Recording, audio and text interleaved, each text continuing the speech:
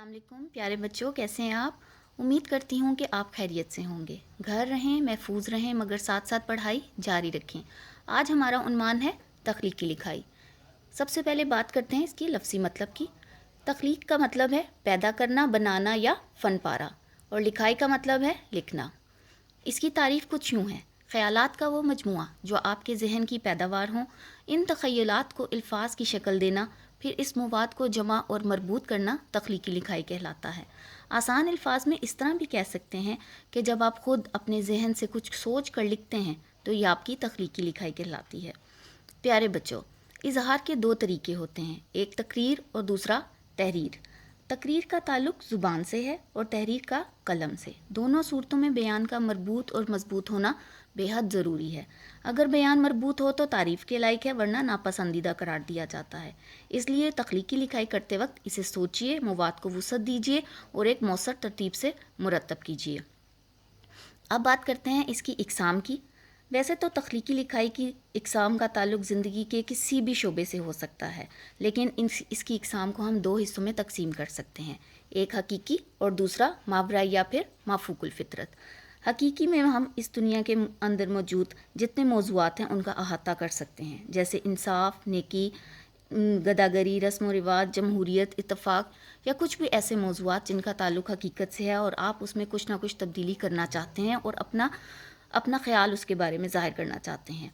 मावराई या माफूकुल फ़ितरत का मतलब है कि वो मौज़ूआत जो गैर हकीकी हों, लेकिन आप उस मौज़ूआत पर तहरीर कलमबंद करना चाहते हों। इनका हकीकत से तो कोई ताल्लुक़ ना हो, लेकिन आप उनके बारे में कुछ लिखना चाहते हों और आप कुछ बनना चाहते हों। उनमें आ सकता है, अगर मैं वज़ीर आज़म होता, अगर मेरे पर होते, या अगर गाड़ी के पहिए गोल की बजाय चकोर होते तो क्या होता। अब तख्लीकी लिखाई करते वक्त कुछ अहम नुकात हैं जिसको मद्देनज़र रखना ज़रूरी होता है। इसके अंदर सबसे पहले आ जाता है वसी मुतालिया। वसी मुतालिया, मुताले के ज़रिए आपके पास मालूमात का ज़ख़ीरा आ सकता है ताकि लिखते वक्त आपको दिक्कत ना हो। फिर आता है दकीक मुशाहिदा। मुशाहिदा की अहमियत मुताले से किसी कदर कम नहीं। हम रोज़मर्रा ज़िंदगी में ऐसे बहुत से मामूली वाक़यात को लिखते हैं, देखते हैं, जो हमारे गौर व फ़िक्र के लिए काफ़ी अहमियत रखते हैं। उसके बाद आता है अंदाज़े बयां। हर मौजू का अलग अंदाज़े बयां होता है। उसके बाद आता है मवाद की तरतीब। मौजू का इंतखाब करते वक्त थोड़ा सा वक्त मवाद की तरतीब पर देना चाहिए। जानदार इब्तदाइया, तख्लीकी लिखाई का आगाज़ बहुत जानदार होना चाहिए ताकि पढ़ने वाला शुरू में ही मुतासिर हो जाए। फिर उसके बाद आता है पैराग्राफ में लिखना, यानी कि हर नई बात को नए पैराग्राफ से शुरू करें। उसके बाद आता है तशफ़ी आमेज़ तहरीर।